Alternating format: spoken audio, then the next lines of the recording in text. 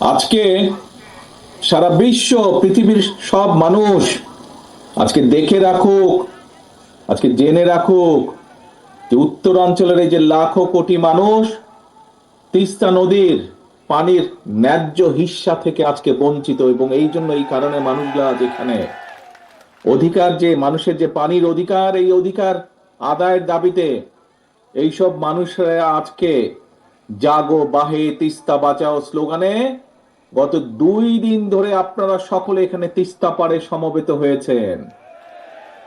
তিস্তা নদী রক্ষার আন্দোলনের এই উদ্যোগে আজকে যে এই যে 2 দিন ব্যাপী আয়োজিত এই অনুষ্ঠানের আজকের আমাদের মূল নেতা, সভাপতি আসাদুজ্জামান দুলু, বিএনপি সহ বিএনপির অগণিত লাখো নেতাকর্মী সহ গণতন্ত্রের পক্ষের বিভিন্ন রাজনৈতিক দলের আজকে উপস্থিত, গত 2 দিন ধরে এখানে উপস্থিত নেতৃবৃন্দ সহ এই সমগ্র এলাকার বিভিন্ন শ্রেণী পেশার বিশিষ্ট মানুষজন যারা আছেন, বিশিষ্টজন আছেন, বিশেষ করে এই উত্তরাঞ্চলের সংগ্রামী জনগণ, আপনাদের প্রতি রইল আমার সংগ্রামী অভিনন্দন। প্রিয় ভাইরা, উত্তরাঞ্চলের পানির এই ন্যায্য হিস্সা বঞ্চিত মানুষেরা আজকে সারা বিশ্বকে জানিয়ে দিতে চায় যে ভারতের সঙ্গে বাংলাদেশের 54টি যে অভিন্ন নদী, এই নদীর পানির ন্যায্য হিস্সা প্রাপ্তি এটা কোনো কারো করুণার বিষয় নয়। এটা আন্তর্জাতিক আইন অনুযায়ী এটি বাংলাদেশের প্রাপ্য, এটি বাংলাদেশের মানুষের প্রাপ্য। অথচ আমরা কি দেখছি? আন্তর্জাতিক নদী আইন, তিস্তা নদীর পানির ন্যায্য পাওনা আদায়ের জন্য আজকে আমাদেরকে আন্দোলন করতে হচ্ছে। বাংলাদেশের মানুষকে তথা উত্তরাঞ্চলের মানুষকে আজ আন্দোলন করতে হচ্ছে। এই পানি বন্টন নিয়ে আমাদের প্রতিবেশী দেশ বাংলাদেশের মানুষের সাথে অপ্রতিবেশীমূলক আচরণ করেই চলেছে। আপনাদের সকলের জানা আছে, আজকে প্রায় 50 বছর হলো ফারাক্কার অভিশাপ থেকে বাংলাদেশ মুক্তি পায় নাই। এখন আবার তিস্তা বাংলাদেশের জন্য আরেকটা অভিশাপ হিসাবে দেখা দিয়েছে। সব আন্তর্জাতিক আইন লঙ্ঘন করে আমাদের প্রতিবেশী উজানের গজলডোবায় একটা বাঁধ নির্মাণ করেছে, করে তিস্তার এই স্বাভাবিক পানি প্রবাহকে তারা নিয়ন্ত্রণ করে চলেছে। তাদের এই অপ্রতিবেশীমূলক আচরণের কারণে আজকে উত্তরাঞ্চলের লাখো কোটি জনগণ বন্যায়, খরায় দুর্বিষহ জীবন পার করছে। পানির অভাবে তিস্তার বুকে আজকে ধু ধু বালুচর। একদিকে পানির অভাবে নষ্ট হচ্ছে হাজার হাজার কোটি টাকার ফসল, আবার কখনো হঠাৎ করেই, এই দেখেন 2 দিন আগে যেমন হয়েছে, হঠাৎ করেই উজান থেকে ছেড়ে দিচ্ছে পানি, আর সেই পানির কারণে বন্যায় ভাসিয়ে দিচ্ছে সাধারণ মানুষের ঘর বাড়ি, কৃষকের আবাদি ফসল ভাসিয়ে দিচ্ছে। প্রত্যেক বছর এই বন্যার কারণে বলা যায় প্রায় সময় বন্যার কারণে এমনকি কোনো কোনো সময় বছরে 3বারও বন্যা হয়েছে এই অঞ্চলে। আর এই বন্যার জন্য প্রতি বছর তো ভাঙন তো আছেই, নদীর ভাঙন, শস্যেরও যে আর্থিক ক্ষতি হচ্ছে, প্রায় লক্ষ কোটি টাকার আর্থিক ফসলের ক্ষতি হয়।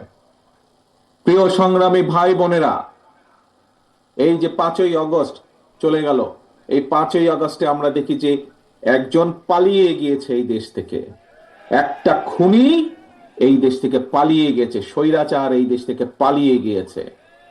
এই স্বৈরাচার একটা কথা বলেছিল একবার, নিশ্চয়ই আপনাদের সকলের মনে আছে। কি সেই কথাটা? স্বৈরাচার বলেছিল, ভারতকে যা দিয়েছি সেটি তারা সারা জীবন মনে রাখবে। প্রিয় ভাই বোনেরা, এই ভারত শুধু পলাতক স্বৈরাচারকেই মনে রেখেছে, বাংলাদেশের জনগণকে তারা মনে রাখেনি। সেই জন্যই পানির যে ন্যায্য হিস্সা বঞ্চিত তিস্তা পারের বিক্ষুব্ধ জনগণের মনে প্রশ্ন, পলাতক স্বৈরাচারকে ভারত যা দিয়েছে, বা পলাতক স্বৈরাচার ভারতকে যা দিয়েছে, সেই পলাতক স্বৈরাচারকে আশ্রয় দেওয়া ছাড়া ভারত কি বাংলাদেশকে আর কিছু দিয়েছে? কিচ্ছু দেয় নাই। সারা বিশ্ব জুড়ে, প্রিয় ভাই বোনেরা, সারা বিশ্ব জুড়েই কিন্তু সব প্রতিবেশী রাষ্ট্রের মধ্যেই সমস্যা সমাধান কিংবা পারস্পরিক স্বার্থ জড়িত থাকে।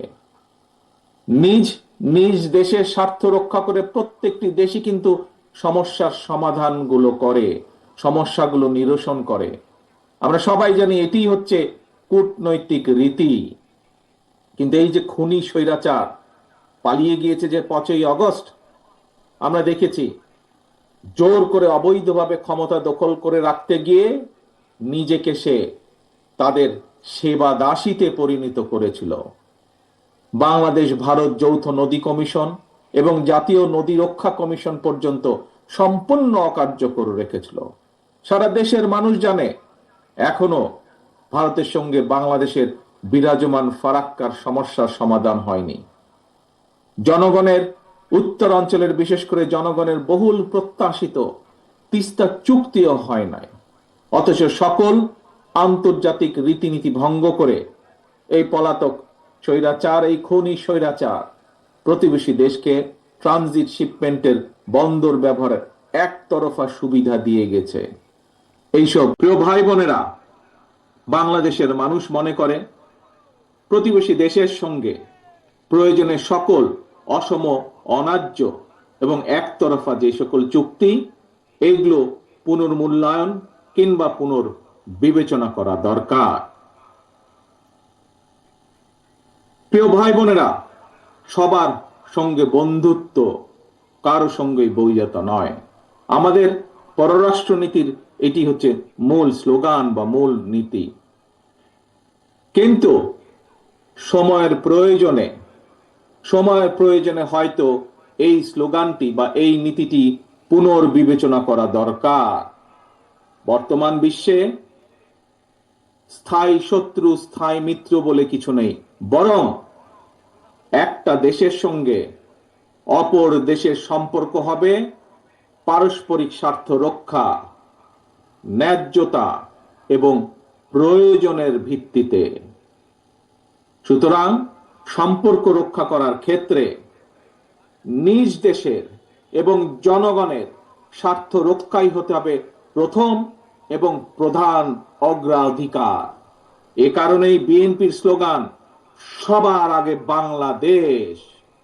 বন্ধুত্বের দোহাই দিয়ে বাংলাদেশের জনগণ আর কাঁটাতারের বেড়ায় ফেলানির ঝুলন্ত লাশ দেখতে চায় না। সীমান্তে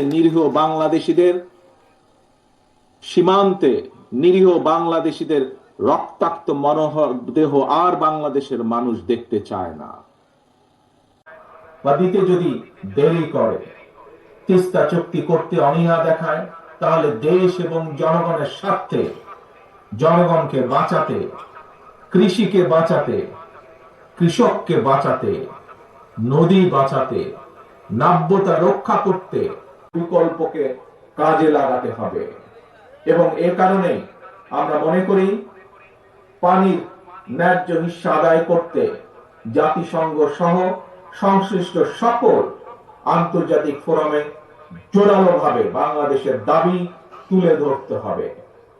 কূটনৈতিকভাবে আলোচনা শুরু করতে হবে। আবার আন্তর্জাতিক অংশগ্রহণের বাংলাদেশকে 1992 সালের ওয়াটার কনভেনশন এবং 19 সালে স্বাক্ষর করা জরুরি হয়ে পড়েছে।